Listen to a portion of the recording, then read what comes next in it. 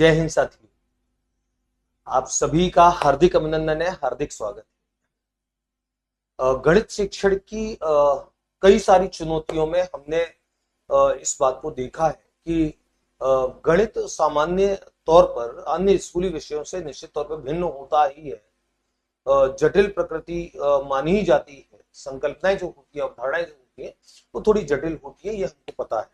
तो गणित शिक्षण को बाकी अन्य शिक्षकों के मुकाबले अधिक चुनौतियों का सामना करना पड़ता है। जो बालक होते हैं उनका भी गणित को लेकर के एक पूर्वाग्रह होता है, और पूर्वाग्रह ये होता है कि लगभग अधिकांश बालक गणित को एक कठिन विषय मान करके क्लास में पढ़ते हैं, यानी कि किसी भी विषय के शिक्षण से पहले ये मान करके उसे पढ़ना कि वो विषय कठिन है, वो उसके अधिगम को और कठिन बना देता है।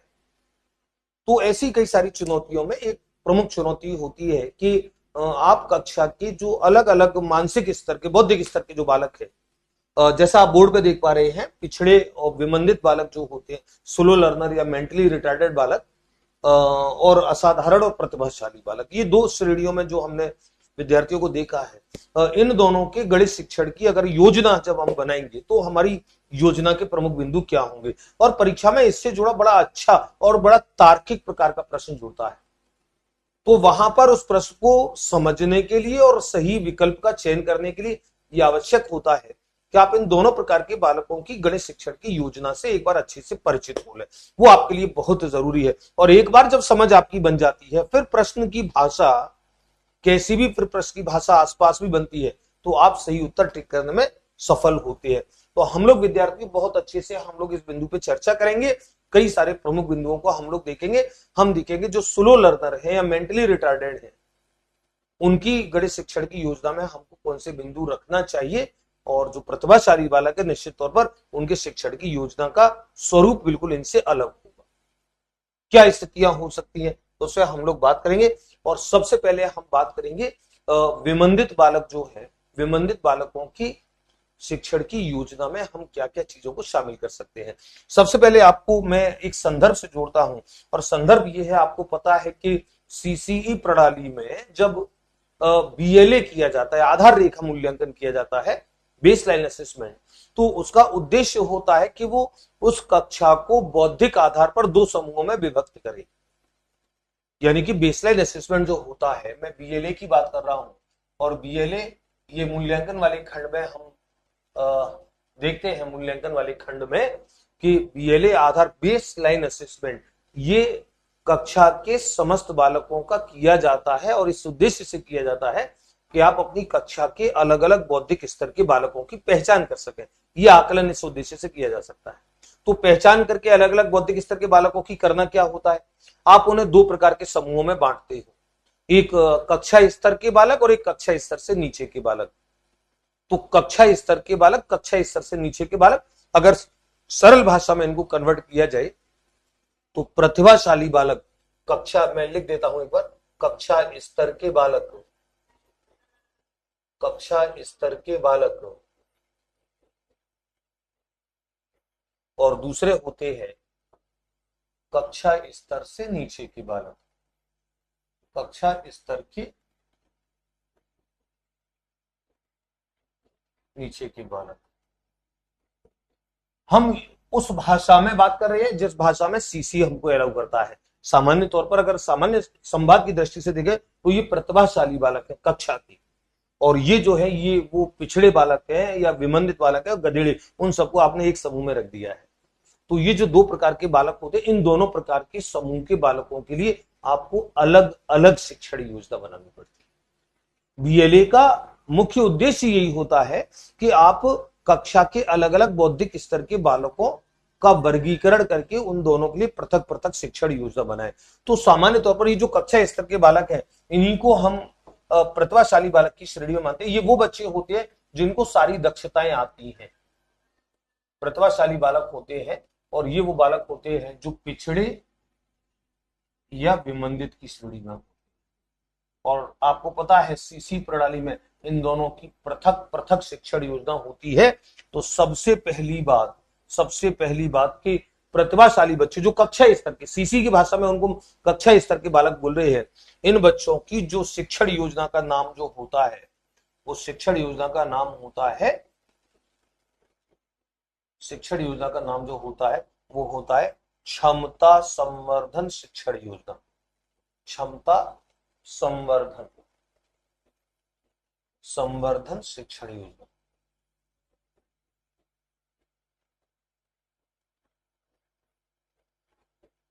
क्षमता संवर्धन शिक्षण योजना। Enrichment teaching plan. एनरिचमेंट जो क्षमताओं का संवर्धन, क्षमताओं को बढ़ाने की योजना है। और इनकी योजना का जो नाम होता है, इनकी योजना का जो नाम होता है वो होता है बुनियादी दक्षताओं पर आधारित शिक्षण योजना। बुनियादी यानी कि आधारभूत,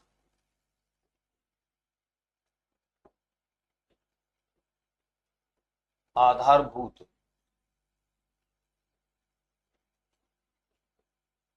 दक्षताओं पर आधारित योजना।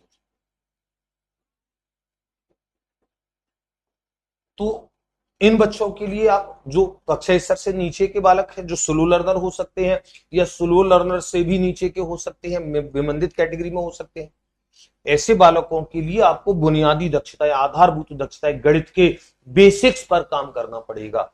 इन बच्चों के लिए क्षमता संवर्धन, और ये प्रश्न परीक्षा में कई बार बना है, आप देखेंगे कि क्षमता संवर्धन योजना निम्न में से किस प्रकार के बालकों के लिए बनाई जाती है?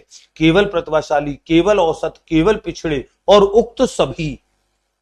और कई बार बालक जो होते हैं वो उक्त सभी को टिक करते हैं, क्योंकि वो ये सोचते हैं कि यार क्षमता संवर्धन है तो सब बच्चों का किया जाएगा, सब बच्चों का नहीं किया जाएगा। क्षमता संवर्धन उनका किया जाएगा जिनकी क्षमताएं होंगी, जिनमें क्षमताएं होंगी, और वो प्रतिभाशाली बालकों में होती है। तो ये पहला पहला प्रश्न आपकी स्लाइड से सबसे पहले ये बनेगा कि जो प्रतिभाशाली बालक होते हैं, जिन्हें हम सीसी की भाषा में कक्षा स्तर के बालक बोलते हैं, और आप सीसी की डायरी देखना, वहां पे लिखा हुआ है ये नाम, सीसीई की डायरी में आप देखेंगे ये नाम लिखा हुआ है। तो ऐसे बालकों के लिए शिक्षण योजना का नाम क्या होगा? जो प्रतिभाशाली बालक हैं और जो विमंदित और पिछड़े बालक हैं, उनके लिए शिक्षण योजना का नाम क्या होगा?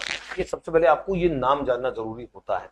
तो हम इन दोनों प्रकार की योजनाओं पे बात करेंगे, और ये बात आप जानते हो, गणित शिक्षक होने के नाते आपको ये समझना जरूरी होता है कि आप पूरी कक्षा में अलग अलग बौद्धिक स्तर के बालकों को एक स्तर से गणित नहीं पढ़ा सकते। अगर आप एक स्तर से गणित पढ़ाते हैं तो निश्चित तौर पर दूसरे प्रकार के बौद्धिक स्तर के बालकों के साथ ये अन्याय होगा, वो उसके समझ में नहीं आएगा। और अगर उसके समझाने वाले तरीके से काम करोगे तो जो प्रतिभाशाली बालक है उनका क्षमता संवर्धन नहीं होगा, क्योंकि वो सरल सरल प्रश्नों पे उनका भी काम नहीं बनेगा। तो आपको दोनों प्रकार से योजनाएं बनानी पड़ती हैं। हम इन दोनों प्रकार की योजनाओं पे बात करेंगे, और सबसे पहले हम बात करेंगे मानसिक विमंदित बालकों की शिक्षण योजना।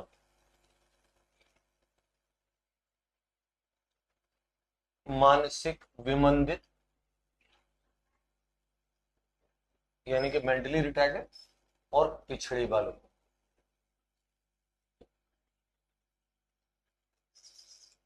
बालकों की शिक्षण योजना। और ये कौन से बालक होते हैं?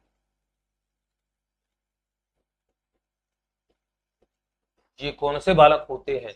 टर्मन मॉरल की बुद्धि लब्धि की सारणी आपको पता है। उस बुद्धि लब्धि की सारणी में आपको स्पष्ट तौर पे कहा गया है कि जो पिछड़े बालक जो होते हैं, पिछड़े बालक यानी कि स्लो लर्नर, जिन्हें हम बोलते हैं स्लो लर्नर, इनकी बुद्धि लब्धि जो होती है वो 70 से 90 IQ level, intelligence quotient level, ये उनकी बुद्धि लब्धि का स्तर होता है। और अगर मैं बात करूं मानसिक विमंदित की, मानसिक विमंदित बालकों की यानी कि मेंटली रिटार्डेड की,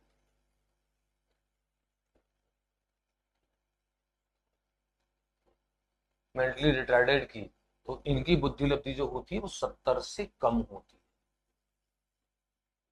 70 से कम होती है बुद्धि लब्धि का। अगर मान लीजिए हम प्रतिभाशाली बालकों की बुद्धि लब्धि की बात करेंगे तो उनकी जो बुद्धि लब्धि होगी वो 130 या 140 से ज्यादा होती है, वो आपको पता है। तो ऐसे बालक जिनकी बुद्धि लब्धि 70 से 90 है, मैं देख रहा हूं एक बार थोड़ा सा ब्लर सा मुझे दिख रहा है, चलिए। तो जिन बालकों की बुद्धि लब्धि 70 से 90 होती है, स्लो लर्नर, क्योंकि आपको पता है 90 से 110 औसत सामान्य बालक होते हैं, 90 से 110 के तो ये 90 से कम के हैं 70, इसका मतलब ये औसत बालकों से भी कम बुद्धि लब्धि के हैं, पिछड़े हैं, कक्षा के अन्य बालकों की अधिगम की तुलना में ये पिछड़े हैं। 70 से 90 आईक्यू इन बालकों के लिए जब हम गणित शिक्षण में योजनाएं बनाएंगे तो हमारी प्रमुख ध्यान रखने वाली बात है कि, और ये गणित शिक्षक के लिए चुनौतियों जैसा काम होता है, और गणित शिक्षण के लिए चुनौतियों जैसा काम होता है, तो सबसे पहले आपको ये ध्यान रखना पड़ेगा कि इनके गणित शिक्षण की योजना के बिंदु क्या होंगे, और आप इनके योजना के बिंदु देखेंगे तो आप इस बात को भी समझते जाना कि क्या ये बिंदु प्रतिभाशाली विद्यार्थियों के लिए रखे जा सकते हैं, क्या प्रतिभाशाली विद्यार्थियों की शिक्षण योजना में वो बिंदु हो सकते हैं। क्योंकि प्रतिभाशाली विद्यार्थी वो जो एक्स्ट्रा ऑर्डिनरी भी जिनको हमने कहा है और जिनको बहुत सारी चीजों का ज्ञान पहले से है, तो कौन कौन से प्रमुख बिंदु आएंगे। सबसे पहले देखें प्रमुख बिंदु शिक्षण योजना के। नंबर 1 सबसे पहला बिंदु, और सबसे पहला बिंदु होता है कि गणित अधिगम में, गणित अधिगम में आने वाले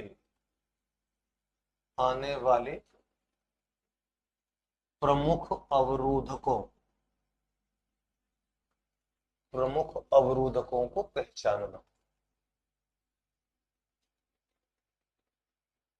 प्रमुख अवरोधकों को पहचानना, ये आपको प्रतिभाशाली विद्यार्थियों के लिए नहीं करना होता है, क्योंकि उनकी क्षमताएं अच्छी हैं, उनके साथ आप क्षमता संवर्धन का काम करोगे। जो पिछड़े बालक हैं, जो विमंडित बालक हैं, वो गणितीय अधिगम में क्या नहीं सीख पा रहे हैं, क्यों नहीं सीख पा रहे हैं, उनके लर्निंग गैप्स क्या है, उनके अधिगम अवरोधक क्या है, ये आपको पहचानना होता है सबसे पहला काम। दूसरा काम होता है इनकी शिक्षण योजना में रखे जाने वाला दूसरा बिंदु गणितीय चिन्हों, संकेतों,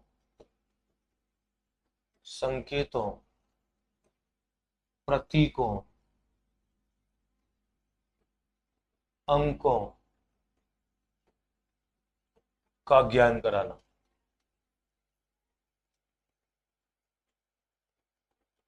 ध्यान रखो, ये समस्या प्रतिभाशाली विद्यार्थियों के साथ नहीं है, ये इन बच्चों के साथ, क्योंकि जो पिछड़े बालक है उनको गणितीय अंकों, संकेतों, प्रतीकों, चिन्हों, इनका ज्ञान पहले कराया जाए, और ये उनके लिए अत्यावश्यक है। ये आवश्यकता आपको प्रतिभाशाली विद्यार्थियों के लिए नहीं पड़ेगी, इनको पड़ेगी, क्योंकि ये बच्चे चिन्हों को पहचानने में दिक्कत देते हैं, चिन्हों को पहचानने में कहीं ना कहीं इनको समस्या होती है, उनका प्रयोग उचित स्थान पर करने में समस्या होती है, ये आपको सबसे पहले देखना होता है।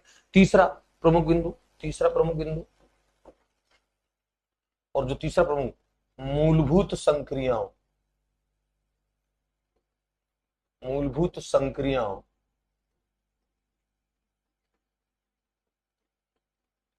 और मूलभूत संक्रियाएं कौन सी होती हैं। गणित की दृष्टि में जोड़ना, घटाना, गुणा करना तथा भाग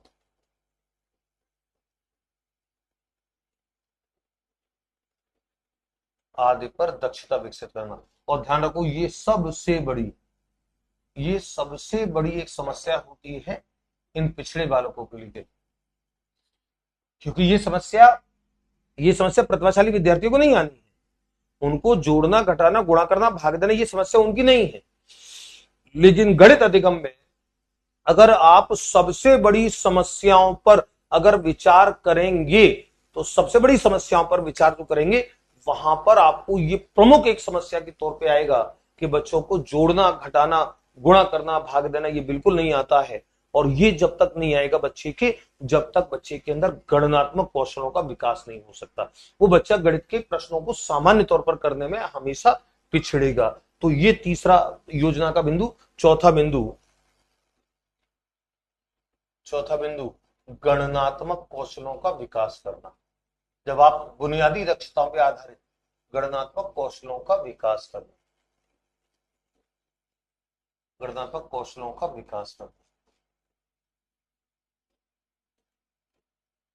और ये जो बिंदु आप लिख रहे हैं, ये बिंदु आप कौन सी योजना के लिख रहे हैं, ये आप लिख रहे हैं बुनियादी दक्षताओं पर आधारित योजना के।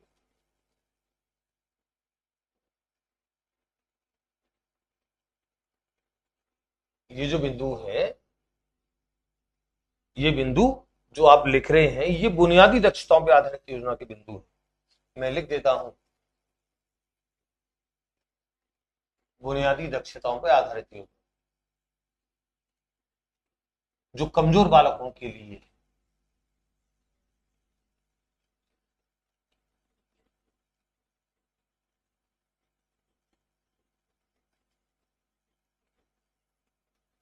ये बुनियादी दक्षता पर आधारित, तो बच्चे के साथ उसके गणित के अधिगम अवरोधक पहचानना, अधिगम अवरोधक पहचानने के बाद गणितीय अंकों, संकेतों, प्रतीकों, चिन्हों, इनका बच्चे को प्रॉपर ज्ञान कराना। तीसरा, जो बुनियादी दक्षताएं होती है, गणनात्मक दक्षताएं, जोड़ना, घटाना, गणित की 4 बुनियादी दक्षताएं हैं। गणित के अर्थ, अभिप्राय, अवधारणा, परिभाषाओं वाले खंड में मैंने बड़ा स्पष्ट किया है कि गणित में 4 मूलभूत दक्षताएं मानी जाती है। गणित जोड़ना, घटाना, गुणा करना, भाग देना। उस पे बच्चे की जब तक दक्षता विकसित नहीं होगी तब तक बच्चा कभी भी गणित में आगे जा ही नहीं सकता। और ये पिछड़े बच्चों की, विमंदित बालकों की सबसे बड़ी समस्या होती है। तो ये आप विकसित करेंगे, उसके बाद गणनात्मक कौशल बच्चे के विकसित करेंगे। अगला अगला जो काम होगा, अगला काम होगा कि गणितीय अवधारणाओं को, गणितीय अवधारणाओं को, गणितीय अवधारणाओं को आगमनात्मक, आगमनात्मक पद्धतियों से पढ़ाना। और ये मैं जब पद्धतियों से पढ़ाना, ये मैं जब आगमन विधि पढ़ाता हूं तब मैं इस बात को समझाता हूं, मैंने बता रखा है कि गणित में जब गणितीय अवधारणा का सबसे पहले परिचय कराया जाता है, गणित में बालकों की कमजोरी का एक बहुत बड़ा कारण यह होता है कि बच्चों को प्रारंभिक, प्राथमिक और उच्च प्राथमिक स्तर पर आगमन विधि से गणित नहीं पढ़ाया गया होता है, जिसका परिणाम यह होता है कि वो गणित में छोटी छोटी छोटी छोटी अवधारणाओं को प्रॉपर तरीके से समझ ही नहीं पाते हैं। और जब समझ ही नहीं पाते हैं तो फिर वो अवधारणा को जानते ही नहीं है, तो उससे जुड़े कोई भी छोटे समस्या, तार्किक बिंदु, तार्किक प्रश्न बनेंगे, उसको हल ही नहीं कर पाएंगे। आगमनात्मक विधि अवधारणा का नवीन परिचय प्रॉपर तरीके से कराती है, बालक के अंदर उस अवधारणा के प्रति बिल्कुल स्पष्टता विकसित करती है। तो जो कमजोर बच्चे, जो गणित में जिनको लगता है कि वो कमजोर है, ये उनको सजेशन मैं हमेशा देता हूं कि गणित को आगमन विधि से पढ़ो। जब आप गणित पे दक्ष हो जाओ तो फिर आप निगमन विधि और बाकी अन्य विधियों से बढ़ सकते हैं, फिर आप फास्ट चल सकते हैं। तो गणितीय अवधारणा को आगमनात्मक पद्धतियों से पढ़ाना। अगला छठा बिंदु क्या होगा? छठा बिंदु, गणितीय समस्याओं के हल में, गणितीय समस्याओं के हल में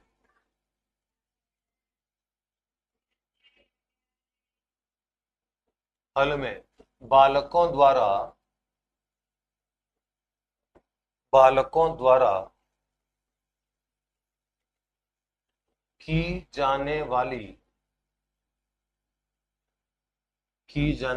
त्रुटियों को महत्व देना, को महत्व देना तथा उन्हें डांटने के स्थान पर, ये प्रश्न में ऐसी भाषाएं बड़ी अच्छी आती हैं, डांटने के स्थान पर पुनर्बलन देना।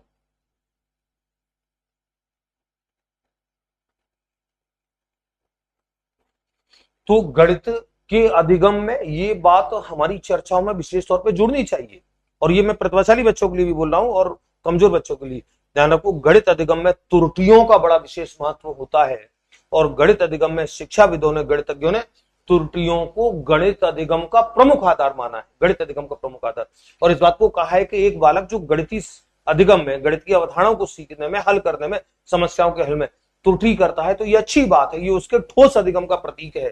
तो आपको त्रुटियों को महत्व देना है, बच्चों को डांटना नहीं है और उनको पुनर्बलन देना है। क्योंकि आप समझ लें, अगर गणित में शिक्षण के दौरान बालकों द्वारा की गई त्रुटियों पे आप बच्चों को डांटने का काम करेंगे तो निश्चित तौर पर वो आगे उन त्रुटियों को करने से घबराएगा, वो घबराएगा और उससे कहीं ना कहीं ये लगेगा कि यार मैं अगर कोई त्रुटि करूंगा, डांट पड़ेगी, वो फिर प्रश्न को हल करने से भी बचेगा, इसलिए ताकि त्रुटि ना हो। और ध्यान रखो, यही उसके अधिगम को रोकेगी। तो ये बड़ा एक पिछड़े और विमंदित बालकों की शिक्षण योजना का बड़ा एक प्रमुख बिंदु होता है। छठा बिंदु, सातवां बिंदु, सातवां बिंदु क्या लिख सकते हैं? सात, गणित को, गणित को रोचक पूर्ण तरीकों से पढ़ाना, रोचक पूर्ण तरीकों से पढ़ाना, तरीकों से पढ़ाना। और इस पे एक बिंदु आठवां भी लिख देना, फिर दोनों पे एक साथ हम चर्चा करेंगे। गणितीय शिक्षण में, गणितीय शिक्षण में गतिविधि आधारित अधिगम, गतिविधि आधारित अधिगम,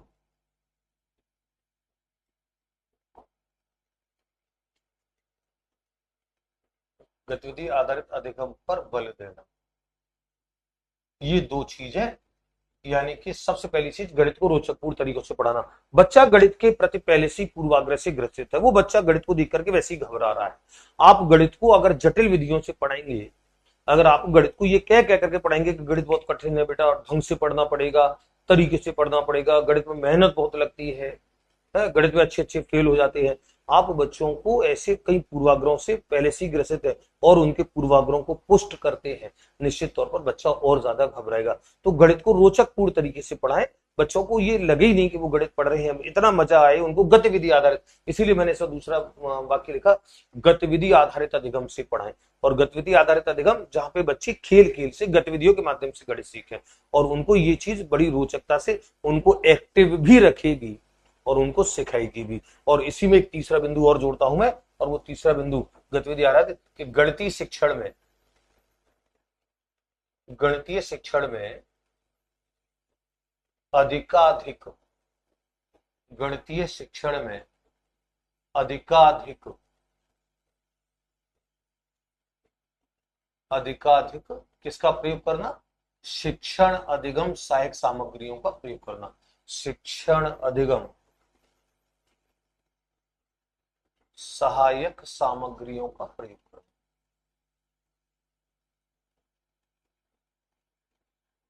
सहायक सामग्रियों का प्रयोग करना। तो सहायक सामग्रियां गणितीय शिक्षण अधिगम में क्या काम करेगी? बच्चे जो गणित को सीखने से थोड़े से घबरा रहे हैं, बच्चों को अवधारणाएं कई जटिल लग रही हैं, आप जब मूर्त सामग्री, शिक्षण अधिगम सहायक सामग्री, टीएलएम, टीचिंग लर्निंग मटेरियल, जब आप बच्चों के सामने लेकर के जाते हो, मुझे बच्चों को मान लीजिए घन, घनाभ या बेलन पढ़ाना है, या मुझे बालकों को त्रिभुज चतुर्भुज की, आयत वर्ग की अवधारणाएं पढ़ानी है, या तो उससे जुड़ी जो सामग्री पॉसिबल हो सकती है, उस पॉसिबल सामग्री को आप लेकर के जाएं। बच्चा निश्चित तौर पर मूर्त माध्यम से जो देखेगा उसको ज्यादा से ज्यादा अधिगम करेगा। तो ये जो स्थिति होती है गणितीय अधिगम में शिक्षण सामग्री, ये तीनों एक तरीके से ये तीनों वेल कनेक्टेड है। रोचकपूर्ण तरीके से गणित हो, गतिविधि आधारित हो और अधिकाधिक टीएलएम का, शिक्षण सहायक सामग्रियों का प्रयोग किया जाए। और ये काम जब आप करते हो तो निश्चित तौर पर बच्चे के साथ, पिछड़े बच्चों के साथ आप अपनी शिक्षण योजना को प्रभावी तरीके से लागू कर सकते हो। और एक मैं और लिख देता हूं, 10वां, गणित के प्रति पूर्वाग्रह, गणित के प्रति पूर्वाग्रह, पूर्वाग्रहों को समाप्त करना। ये पिछड़े और विमंदित बालकों के लिए आपकी शिक्षण योजना के कुछ प्रमुख बिंदु हो सकते हैं। अब आप इस पे एक विचार करें, इन सारे बिंदुओं पे। जैसे ये सारे बिंदु प्रतिभाशाली बच्चों की शिक्षण योजना में किसी काम के नहीं दिखेंगे आपको। क्यों नहीं दिखेंगे? जैसे गणित के प्रति पूर्वाग्रहों को खत्म करना, ये प्रतिभाशाली बच्चों के लिए जरूरत ही नहीं है, क्योंकि प्रतिभाशाली बच्चे पहले से ही गणित में होशियार है, उन्हें गणित में वैसे ही मजा आता है, क्योंकि आपने उनको प्रतिभाशाली की श्रेणी में रखा ही है। तो ये काम नहीं करेगा। शिक्षण अधिगम सामग्रियों का प्रयोग उनके साथ किया जा सकता है, लेकिन बहुत ज्यादा आवश्यकता तो इन बालकों के लिए है। गतिविधि आधारित अधिगम उनके साथ किया जा सकता है, लेकिन बहुत ज्यादा आवश्यकता इन बालकों के लिए है। गणित को रोचकपूर्ण तरीकों से पढ़ाना, वो बालक ऑलरेडी गणित में इंटेलिजेंट है, इतनी आवश्यकता नहीं है, इनके लिए आवश्यकता है। त्रुटियां उनसे कम होंगी, हालांकि उनसे भी होंगी, डांटना उनको भी नहीं है, पुनर्विलन उनको भी देना है, लेकिन उसकी संख्या इनकी तुलना में उनसे कम होंगी, इनकी बहुत ज्यादा होंगी। गणितीय अवधारणा को आगमनात्मक तरीके से, उन बच्चों को आगमनात्मक तरीके से पढ़ाने की जरूरत नहीं है क्योंकि वो ऑलरेडी आगमनात्मक तरीके से समझ चुके हैं, तभी गणित में प्रतिभाशाली हैं। इस योजना का कोई मतलब नहीं गणनात्मक कौशलों का विकास करना है, इस योजना का कोई मतलब नहीं उनकी गणनात्मक कौशल बहुत ज्यादा अच्छे हैं। मूलभूत संक्रिया जोड़ना घटाना इनका विकास उनमें नहीं करना है, ये बहुत अच्छे से दक्ष है। गणितीय चिन्हों, संकेतों, अंकों, संकेतों, प्रतीकों का ज्ञान कराना, ये बात तो वो बहुत अच्छे से जानते ही है। और प्रमुख अधिगम अवरोधक उनके अधिगम अवरोधक नहीं है। तो मैं यहां पर ये बताना चाह रहा हूं कि बुनियादी दक्षताओं पे आधारित जो योजना होगी वो केवल उन बच्चों पे काम करेगी जो गणित अधिगम की दृष्टि से पिछड़ी श्रेणी में रख रहे हैं या हम मानसिक विमंदित की श्रेणी में रख रहे हैं। क्योंकि प्रतिभाशाली बच्चों के लिए आपको शिक्षण योजना में कुछ अलग चीजों का समावेश करना पड़ेगा, और उनमें जो शिक्षण योजना में जिन बिंदुओं का समावेश करेंगे आप प्रतिभाशाली, वो इन बच्चों के किसी काम के नहीं है, क्योंकि ये बच्चे तो अभी बड़े बेसिक्स पे काम करेंगे। तो ये जो दो नाम मैंने दिए हैं, बुनियादी दक्षताओं पर आधारित शिक्षण योजना और क्षमता संवर्धन योजना, ये आपको विशेष तौर पर ध्यान रखना है कि क्षमता संवर्धन शिक्षण योजना प्रतिभाशाली विद्यार्थियों के लिए बनेगी, सामान्य शिक्षण योजना से अलग बनेगी। सामान्य शिक्षण योजना से अलग तो ये भी बनेगी और वो भी सामान्य शिक्षण योजना से अलग बनेगी, लेकिन उसके बिंदु, उसके एस्पेक्ट, उसके उद्देश्य दूसरे होंगे और इस बुनियादी दक्षता पर आधारित योजना के उद्देश्य दूसरे होंगे। तो प्रतिभाशाली बच्चों के लिए शिक्षण योजना के बिंदु जब हम निर्धारित करेंगे तो निश्चित तौर पर वो इन बिंदुओं से अलग होंगे। और ये आपको विशेष तौर पर ध्यान रखना ही है कि हर हालत में शिक्षण योजना जो और ये गणित शिक्षण की प्रमुख चुनौतियों में है, आपको अलग अलग बौद्धिक क्षमता के बालकों के लिए अलग अलग तरीके से काम करना होता है। तो हमने जैसे एक बिंदु से बात की थी कि ये अलग अलग आईक्यू लेवल वाले बच्चे हैं, अलग अलग आईक्यू लेवल वाले बच्चे हैं। प्रतिभाशाली बच्चों की अभी हम बात करेंगे, ये 140 प्लस के बच्चे होते हैं। तो चलिए ये बिंदु, अब प्रतिभाशाली बच्चों की योजना से जुड़े कौन से बिंदु हो सकते हैं, तो सबसे पहले हम ये देखेंगे प्रतिभाशाली बच्चे होते कौन से हैं। पिछड़े और विमंदित बालक तो हमने देख लिए, 70 से 90 वाले पिछड़े, 70 से कम वाले मानसिक विमंदित। प्रतिभाशाली बालक कौन से होते हैं, तो प्रतिभाशाली बालक के लिए एक बार हम बात करेंगे। प्रतिभाशाली बालक जिनको हम असाधारण बालक भी बोल रहे हैं, प्रतिभाशाली असाधारण बालक जिनको हमने सीसीई की भाषा में हमने कक्षा स्तर के बालक कहा है। कक्षा स्तर के बालक या कक्षा स्तर से ऊंचे बालक, ये दोनों एक ही श्रेणी में, क्योंकि समूह दो ही बनते हैं वहां पे, कक्षा स्तर के बालक और कक्षा स्तर से ऊंचे बालक, वो तो इस एक समूह में आएंगे, समूह एक में। और कक्षा स्तर से नीचे के बालक यानी कि स्लो लर्नर और विमंदित, वो दोनों इस समूह में, समूह दो बनते हैं। सीसी के दृष्टिकोण से बात कर रहा हूं मैं। तो अब प्रतिभाशाली असाधारण बालक कौन से, टर्मन मॉरेल की सारणी क्या कहती है, टर्मन मॉरेल की सारणी कहती है कि 140 से अधिक आईक्यू वाले बच्चे, से अधिक आईक्यू वाले बालक प्रतिभाशाली होंगे। या आप देखेंगे कुछ और मनोवैज्ञानिकों ने, कुछ मनोवैज्ञानिकों ने 130 से ऊपर, कुछ ये तो टर्मन ने माना है, टर्मन मॉरेल की सारणी देखते हैं। और कुछ मनोवैज्ञानिकों ने 130 प्लस आईक्यू वाले बच्चों को भी प्रतिभाशाली माना है, बालकों को भी प्रतिभाशाली माना है, वो भी प्रतिभाशाली माना है।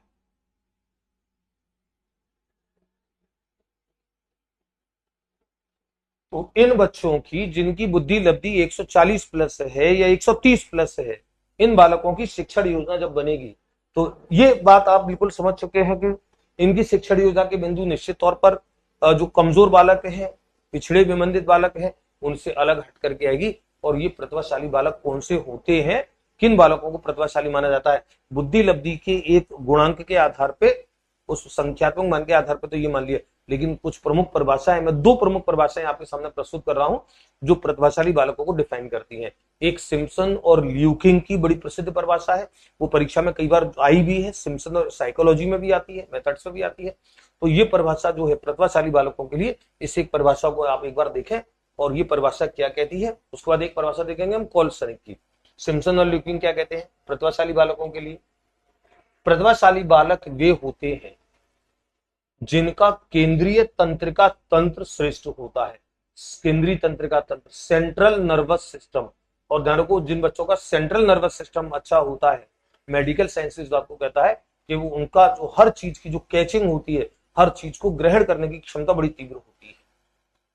वे उन कार्यों को सफलतापूर्वक कर लेते हैं जिनमें तुलनात्मक रूप से उच्च बौद्धिक विचार क्षमता, यानी कि ऐसे कार्य जिसमें उच्च बौद्धिक क्षमता की आवश्यकता है उनको बड़ी सरलता से कर लेते हैं, सफलता से कर लेते हैं, या सृजनात्मक कल्पना की आवश्यकता होती है उनको भी कर लेते हैं, या दोनों की आवश्यकता होती है। दोनों मतलब या तो उच्च बौद्धिक विचारशीलता की या सृजनात्मक कल्पना की, इन दोनों की आवश्यकता भी होगी, उन कार्यों को भी तुलनात्मक रूप से बड़ी आसानी से कर लेते हैं वो बच्चे प्रतिभाशाली असाधारण बालक होते हैं। ये सिम्पसन और ल्यूपिन की बड़ी प्रसिद्ध परिभाषा, और ये ध्यान रखो ये आपको शिक्षा मनोविज्ञान के दृष्टिकोण से ये परीक्षा में कई बार आई है।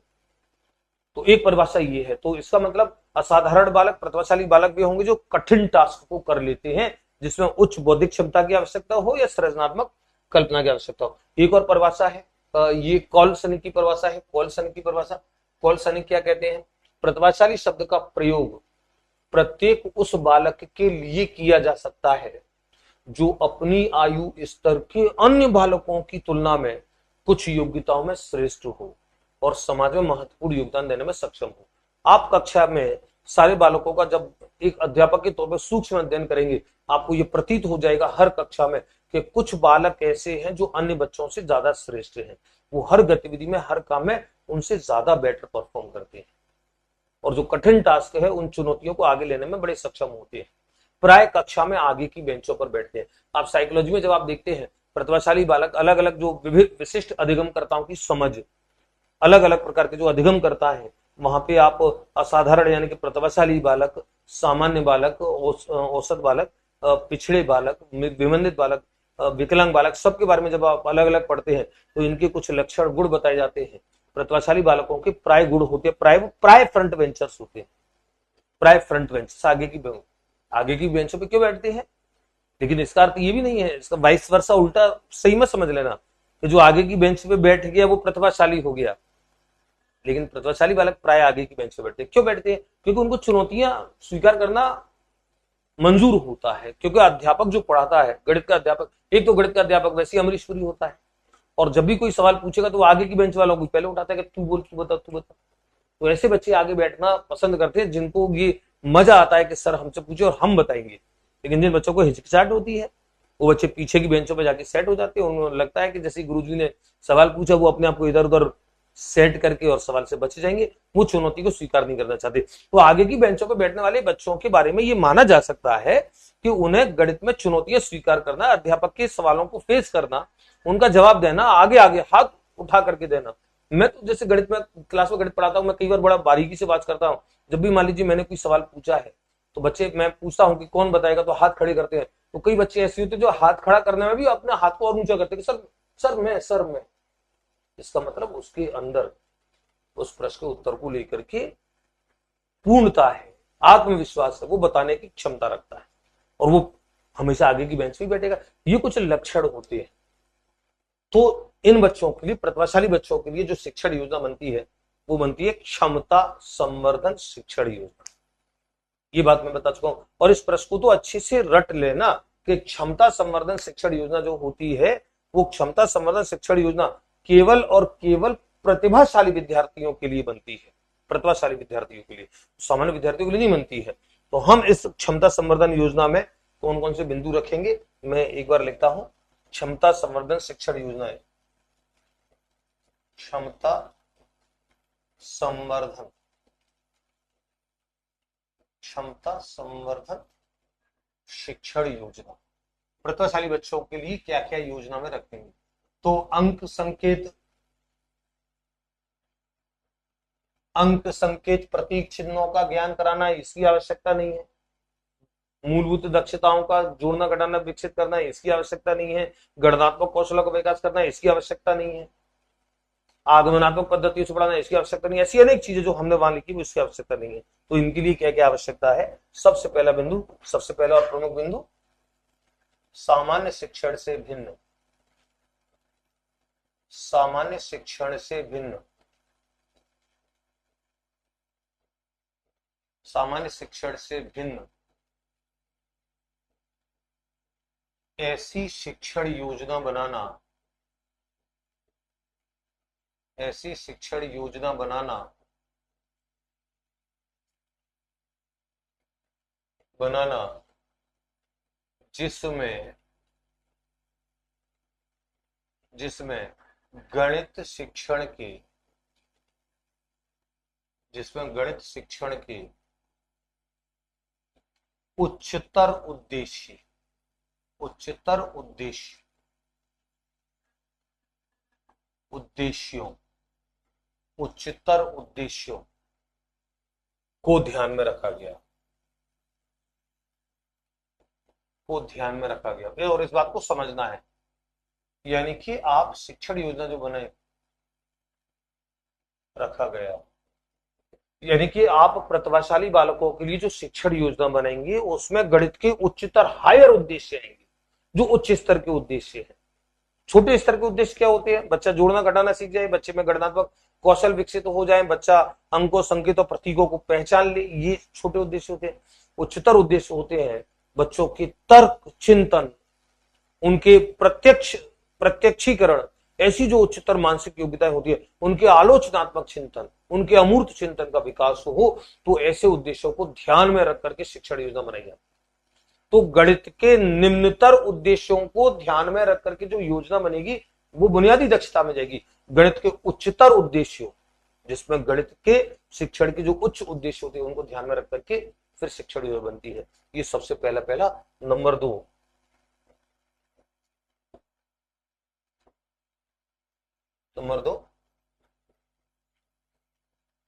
गणित की पाठ्यक्रमीय पुस्तकों के अतिरिक्त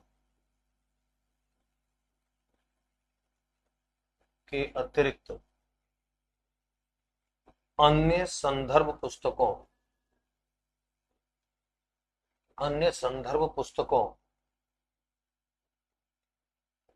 या संदर्भ सामग्रियों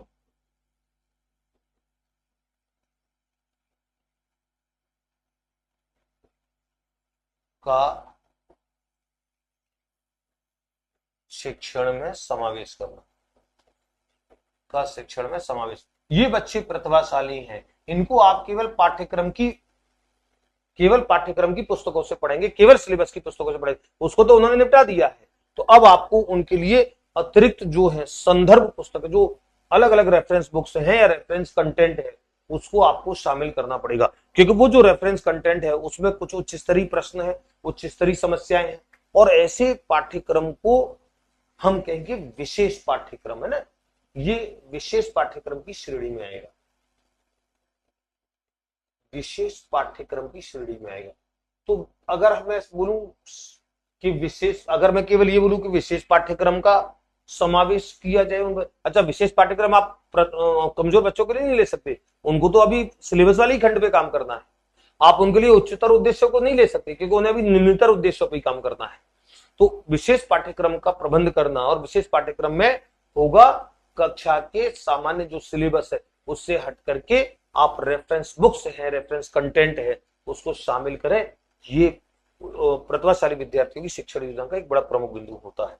तीसरा बिंदु क्या होगा? शिक्षण की विशेष व्यूह रचनाओं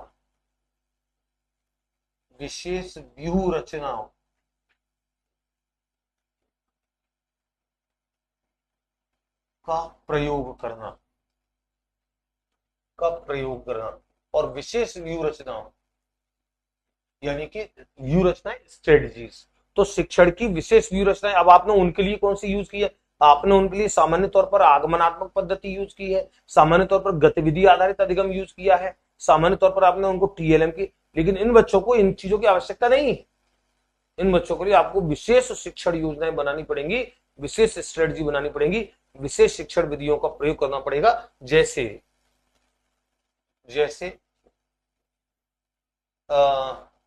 ह्यूरिस्टिक,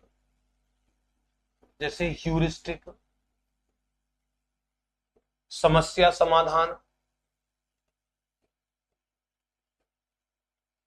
समाधान जैसी शिक्षण विधियों का प्रयोग, आपको याद है मैंने जब शिक्षण विधियां पढ़ाई हैं, उन शिक्षण विधियों वाले खंड में मैंने इस बात को कहा है, शिक्षण विधियों वाले खंड में मैंने इस बात को कहा है कि ह्यूरिस्टिक विधि प्रतिभाशाली विद्यार्थियों के लिए श्रेष्ठ मानी जाती है, समस्या समाधान विधि प्रतिभाशाली विद्यार्थियों के लिए श्रेष्ठ मानी जाती है। और आप इन दोनों विधियों के गुण दोषों को जब आप देखेंगे तो इन दोनों विधियों के गुण दोष में आपको ये मिलेगा कि ये दोनों विधियों के लिए हमने लिखा है कि इन दोनों विधियों को छोटी कक्षाओं या औसत या पिछड़े बालकों के लिए आप प्रयोग नहीं कर सकते, ये आपने लिखा है। तो वहां पर आप इन प्रश्नों को, इन विधियों को आप जब आप इन विधियों के माध्यम से जब आप समस्याओं का समाधान कराएंगे तो फिर आप प्रतिभाशाली बच्चों के साथ करा सकते हैं, औसत पिछड़े बालकों के साथ इनका प्रयोग नहीं हो सकता है, क्योंकि इनके लिए उच्च स्तरीय चिंतन चाहिए, उच्च स्तरीय तर्क चाहिए। तो विशेष व्यूह रचनाओं का प्रयोग होगा, ये आपको चौथा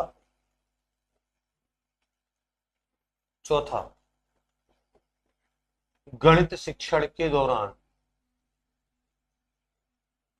गणित शिक्षण के दौरान चिंतन स्तर या मुक्त अंत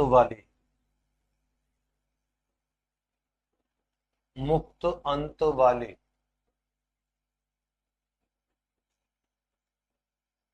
गणितीय प्रश्नों का समावेश,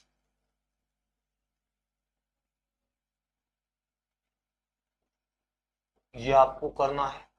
ये क्या होते हैं आप देखिए, जो कमजोर बच्चों के साथ आप प्रश्न, जब आप गणित शिक्षण के दौरान प्रश्नों का प्रयोग आप करेंगे तो वहां पे सामान्य जो गणित में ज्ञान और अवबोध स्तर के प्रश्न होंगे, क्योंकि उन्हीं के माध्यम से बच्चों में गणितीय समझ बनेगी।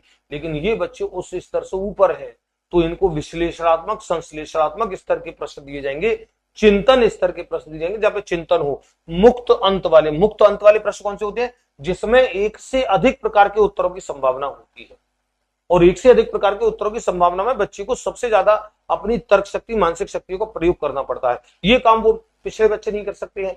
तो ऐसे प्रश्नों का समावेश हो इन बच्चों के लिए। हमने क्या कहा? विशेष पाठ्यक्रम हो। विशेष पाठ्यक्रम मतलब जो स्कूल के सामान्य सिलेबस से हट करके अतिरिक्त कंटेंट हो, रेफरेंस बुक्स हो, रेफरेंस कंटेंट हो, विशेष शिक्षण विधियां हो, विशेष शिक्षण की रणनीतियां हो, प्रतिभाशाली विद्यार्थियों के लिए प्रयोग की जाने वाली शिक्षण विधियां हो, विशेष प्रकार के प्रश्न हो, चिंतन स्तर के मुक्त अंत वाले प्रश्न हो, ये इसका समावेश हो। चौथा, पांचवा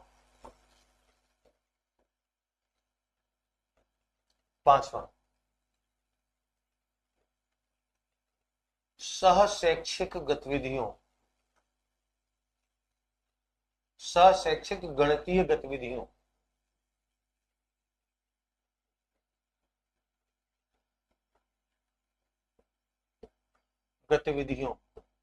का अधिक से अधिक आयोजन,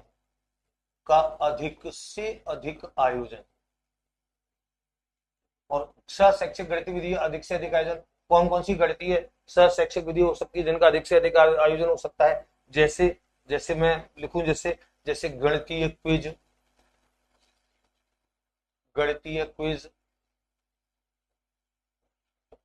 वाद विवाद, सेमिनार,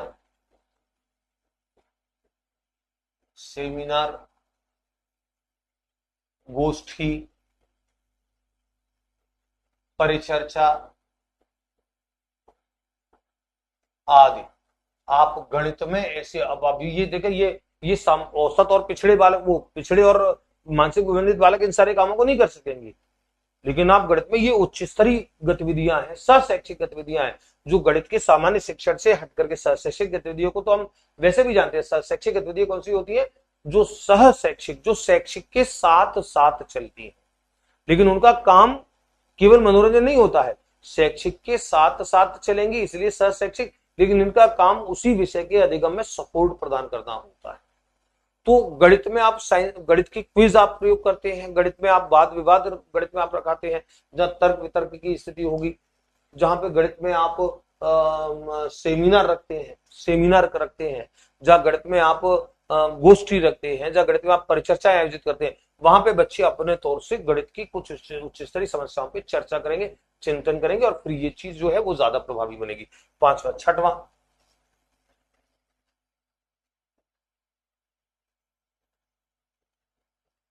गणित में स्वतंत्र कार्यों, गणित में स्वतंत्र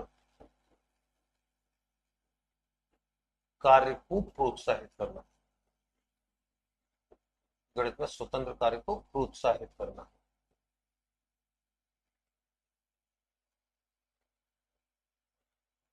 तो ये जो बच्चे हैं गणित में स्वतंत्र अपने स्तर से कार्य करें, अपने स्तर से गणितीय समस्याओं का समाधान निकालें, गणितीय समस्याओं का सृजन करें, सृजन भी करें और उनका समाधान भी निकालें।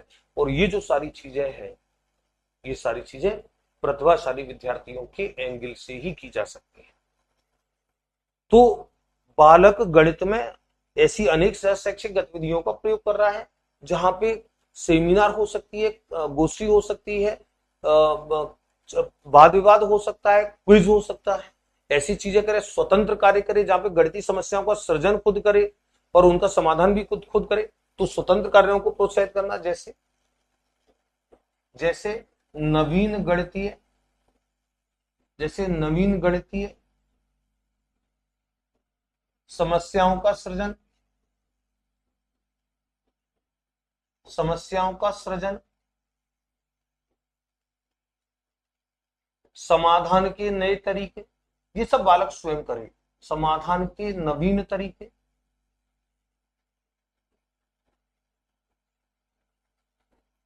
और ऐसा काम केवल प्रतिभाशाली विद्यार्थी ही कर सकते हैं। तो ये 6 बिंदु हो गए, एक बिंदु और लिख देता हूं मैं, 7वां,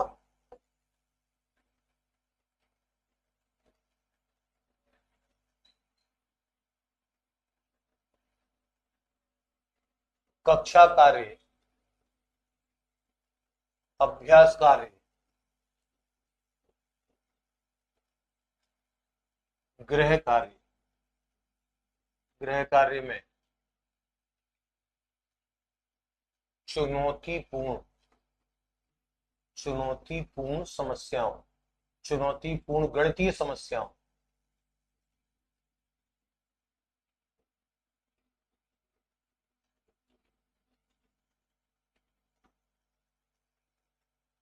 को शामिल करना। तो आप जब उनके साथ कक्षा में कार्य कर रहे हैं, जब आप उनके साथ अभ्यास कार्य कर रहे हैं, गणित का अभ्यास कार्य उनको दे रहे हैं, जब आप बच्चों को गणित का गृह कार्य दे रहे हैं, उनमें आप चुनौतीपूर्ण गणितीय समस्याओं को शामिल करेंगे। और ये काम भी केवल इन बच्चों के साथ हो सकता है, प्रतिभाशाली बच्चों के साथ। तो क्षमता संवर्धन योजना, क्षमता संवर्धन योजना जहां पे बच्चों की क्षमताएं बढ़ा रहे हैं। तो क्षमताएं आप कैसे बढ़ा रहे हैं? आपने उनके निर्धारित सिलेबस से अलग हटके सिलेबस लिए, निर्धारित पाठ्यक्रम से हटके आपने एक अलग से रेफरेंस कंटेंट लिया, रेफरेंस बुक्स आपने और ली, जो गणित में उच्च स्तरीय होती है, उनके सिलेबस से थोड़ी सी कठिन लेवल की है, हायर क्लास की हो सकती है। आपने गणित के उच्चतर उद्देश्यों को ध्यान रखना है, यानी कि तर्क, चिंतन, प्रत्यक्षीकरण, ऐसी कई सारी जो गणित की अमूर्त चिंतन, ऐसी चीजों को ध्यान में रख करके गणित शिक्षण की योजना बनाई। तो आप जब तर्क चिंतन, अमूर्त चिंतन, ऐसी उच्च स्तरीय दक्षताओं को ध्यान में रख करके जब आप योजना बनाएंगे, तो निश्चित तौर पर फिर आपके कंटेंट में, आपके शिक्षण में कुछ कठिन कार्यों का समावेश होगा ही होगा। तो ये काम करेंगे। तीसरा काम आपने क्या किया, मैं एक बार सारी स्लाइडों को एक बार शुरू से सारी स्लाइडों को एक बार मैं चेक कर लेता हूं। और ये हमारे सारे बिंदु शिक्षण योजना से जुड़े बन चुके हैं, चाहे मानसिक विबंधित बच्चों की, पिछड़े बच्चों की शिक्षण योजना हो और या फिर असाधारण बच्चों की। एक बार फटाफट एक बार सारी स्लाइडों का मैं रिवीजन करा देता हूं। सबसे पहले हमने कहा कि हमारे गणित शिक्षण की चुनौतियों में ये चुनौती है कि हम अलग अलग बौद्धिक स्तर के बालकों के साथ कैसे काम करें। तो हमने सीसी को एक एग्जाम्पल बनाते हुए काम किया कि सीसी में जो बीएलए होता है, सीसी प्रणाली में जो बीएलए होता है, उस सीसी प्रणाली में बीएलए में आप कक्षा समूह को 2 भागों में बांटते हैं। कक्षा स्तर के बालक, ध्यान को नाम कक्षा स्तर के बालक है, इसमें कक्षा स्तर से ऊपर के बालक होंगे वो भी इसी में होंगे, और ये कक्षा स्तर से नीचे के बालक यानी कि जो कमजोर बालक है। सामान्य तौर पर हम इनको प्रतिभाशाली बोल सकते हैं, सीसी में नहीं बोलते हैं, लेकिन सामान्य तौर पर बोल सकते हैं प्रतिभाशाली बालक, और ये कमजोर बालक गधेड़। तो अब इनके लिए जो 2 शिक्षण योजना बनेंगी, इनकी शिक्षण योजना का नाम हमने कहा क्षमता संवर्धन शिक्षण योजना प्रतिभाशाली बच्चों की, और जो कमजोर बच्चे हैं उनकी बुनियादी दक्षताओं पर आधारित शिक्षण योजना। और इस पे हमने बात करने के लिए आगे बात भी, तो सबसे पहले हमने विमंदित और पिछड़े बालकों की इनकी आईक्यू की स्थिति क्या होती है। टर्मन मोरल की सारणी में हमने देखा 70 से 90 वाले पिछड़े होते हैं, स्लो लर्नर होते हैं, और मानसिक विमंदित जो होते हैं वो 70 से कम आईक्यू वाले होते हैं। अब इनकी साथ जो शिक्षण योजना बनेगी बुनियादी दक्षताओं पे क्या क्या बिंदु होंगे आप देखिए। कमजोर बच्चों के फिर वापस एक बार रिवीजन होगा, आपको वापस याद रहेंगे। और मैंने कही दिया कि कमजोर बच्चों वाले जो बिंदु होंगे वो उनके लिए नहीं होंगे, और उनके जो बिंदु होंगे शिक्षण योजना के वो इनमें नहीं होंगे। तो गणित में सबसे पहले उनके अधिगम अवरोधकों की पहचान, जो बच्चे गणित सीखने में, क्योंकि कमजोर तो है, हम कमजोर मान ही रहे, और उन्हें उसके बाद अंकों, संकेतों, प्रतीकों, चिन्हों इनका ज्ञान कराया जाए, ये बच्चों को ये जरूरी है। उसके बाद जो मूलभूत संक्रियाएं हैं, मूलभूत दक्षताएं हैं गणित की, जोड़ना, घटाना, गुणा करना, भाग देना, इन पे उनके साथ काम हो, बच्चा इनमें थोड़ा दक्ष हो। और जब इनमें दक्ष होगा तो गणनात्मक कौशलों का विकास हो, गणनात्मक कौशलों का विकास होगा। और गणितीय अवधारणाओं को आगमनात्मक तरीके से पढ़ाएंगे तो बच्चा गणितीय अवधारणाओं को न केवल जानेगा बल्कि समझेगा, ये उसके अंदर थोड़ी सी मजबूती लाएगा। वैसे भी हमने आगमन विधि के गुणों में एक लिखा है कि ये पिछड़े और वैसे बालकों के लिए उपयोगी विधि होती है, पिछड़े और विमंदित बालकों के लिए। तो आगमनात्मक विधि से पढ़ाना। गणितीय समस्याओं के हल में बालकों के द्वारा की जाने वाली त्रुटियों पे आप उनको डांटेंगे नहीं, उन्हें प्रोत्साहित करेंगे, त्रुटियां सीखने का आधार होती हैं। अगला, गणित को रोचकता से पढ़ेगा तो बच्चा गणित से डरेगा नहीं, गणित में इंटरेस्ट लेगा। शिक्षण में गतिविधि आधारित तरीकों का, गतिविधि आधारित एबीएल जिसे बोलते हैं, एक्टिविटी बेस्ड लर्निंग पे बल देना। और गणित शिक्षण में अधिकाधिक शिक्षण अधिगम सहायक सामग्रियों का प्रयोग और गणित के प्रति पूर्वाग्रहों को समाप्त करना। आप बच्चों को बार बार कहेंगे गणित तो सरल है, गणित तो सरल है, अरे तू पागल है, गणित को तू कठिन समझता है, गणित बड़ा सरल है। आप उनके पूर्वाग्रहों को बात कर करके निकालेंगे। ये तो उनकी योजना है। इनकी योजना में क्या है, इनकी योजना में जो प्रतिभाशाली बालक है, हमने कहा 140 प्लस वाले और या 130 प्लस वाले, कुछ मनोवैज्ञानिकों ने माना ये प्रतिभाशाली बालक होते हैं। और इनकी दो परिभाषाएं हमने देखी, सिम्पसन और ल्यूपिन की, ये परिभाषा को आप देखेंगे। और एक कोल्सनी की परिभाषा, ऐसे बच्चे जो सामान्य बालकों की तुलना में, अपनी कक्षा के अपने स्तर के बालकों की तुलना में ज्यादा उच्च बौद्धिक क्षमता वाले कार्य कर सकते हैं। ये दोनों परिभाषाएं हैं कोल्सनी की। और इनकी शिक्षण योजना के प्रमुख बिंदु मैंने आपको लिखाए हैं। सामान्य शिक्षण से भिन्न ऐसी शिक्षण योजना बनाना जो गणित के उच्चतर उद्देश्यों को ध्यान में रखे, सामान्य पाठ्यक्रम से अलग हटकर के विशेष पाठ्यक्रम बनाना। और विशेष पाठ्यक्रम तब बनेगा जब आप उनके कोर्स की पुस्तकों के अलावा विशिष्ट संदर्भ सामग्री जो है, विशिष्ट संदर्भ पुस्तकों का समावेश करेंगे। विशिष्ट शिक्षण व्यवस्थाओं का प्रयोग करना। शिक्षण व्यवस्थाएं, स्ट्रेटजी, टीचिंग की स्ट्रेटजी आपकी ऐसी हो जिसमें ह्यूरिस्टिक विधि, समस्या समाधान जैसी कठिन विधियों का समावेश हो, वहां से बच्चा काम करेगा। चिंतन स्तर के प्रश्न, मुक्त अंत वाले, खुले अंत वाले, मुक्त अंत वाले, खुले अंत, जिसके एक से अधिक उत्तर हो सकते हैं, ऐसे प्रश्नों का समावेश होगा। शैक्षिक गतिविधियों का अधिक से अधिक आयोजन करेंगे जो गणित में आपके बच्चे की, उस प्रतिभाशाली बच्चे की क्षमताओं में संवर्धन करने में बहुत बड़ा योगदान देती है। जैसे गणित की क्विज है, वाद विवाद है, डिबेट है, सेमिनार है, गोष्ठी परिचर्चा है। स्वतंत्र कार्य को प्रोत्साहित करे, यानी कि बच्चा खुद समस्याओं का सृजन करे और समाधान के कुछ नवीन तरीके खुद खोजे। और कक्षा कार्य, अभ्यास कार्य, गृह कार्य में कठिन प्रकार के स्तर की समस्याओं का समावेश है। तो प्रश्न परीक्षा में यही आता है, परीक्षा में प्रश्न ये आता है कि निम्न में से प्रतिभाशाली विद्यार्थियों के शिक्षण योजना में कौन सा एक बिंदु सत्य नहीं है, या शिक्षण योजनाओं के संदर्भ में किस एक बिंदु को रखा जाना उचित नहीं है। तो आपको ये तय करना पड़ेगा कि प्रतिभाशाली के लिए कौन से बिंदु रखे जाने चाहिए। अब प्रतिभाशाली के जो 4 बिंदु दे रखे हैं और उनमें से कौन सा एक उचित नहीं है, वहां पे दे रखा है कि गणितीय जो मूलभूत संक्रियाएं हैं, जोड़ना, घटाना, गुणा करना, भाग देना, उस पर दक्षता विकसित करना। अब आपको लगेगा कि यार ये तो सही है यार, बच्चों की विकसित तो होनी चाहिए, जोड़ना, घटाना, गुणा करना। पर आप वहां पे ये भूल जाओगे कि बात प्रतिभाशाली विद्यार्थियों के लिए पूछ रहा है, तो जोड़ना घटाना बच्चों पे काम, आप प्रतिभाशाली कक्षा के इंटेलिजेंट बच्चों को आप जोड़ना घटाना सिखा रहे, तो बच्चे कहेंगे गुरुजी हमको तो इससे आगे बताओ, हम इसको जानते हैं। वो काम उनके लिए नहीं किया जाएगा, क्योंकि वो काम ऑलरेडी, जो काम उनको आता है आप उसको सिखाने का काम ही नहीं करेंगे, ये क्षमता संवर्धन में नहीं आएगा। तो अच्छे प्रश्न इसमें से बनेंगे, तार्किक प्रश्न इसमें से बनेंगे। और ये जो टॉपिक गणित शिक्षण की चुनौतियां हैं, असाधारण बच्चों के लिए गणित, विमंदित बच्चों के लिए गणित, ये पूरा जो खंड है, इस पूरे खंड में से फिर कोई सवाल बनता है, उस सवाल आपसे बाकी नहीं रह सकता है अगर आपने अच्छे से समझा है, अच्छे से हर बिंदु पे अपनी एक समझ डेवलप की।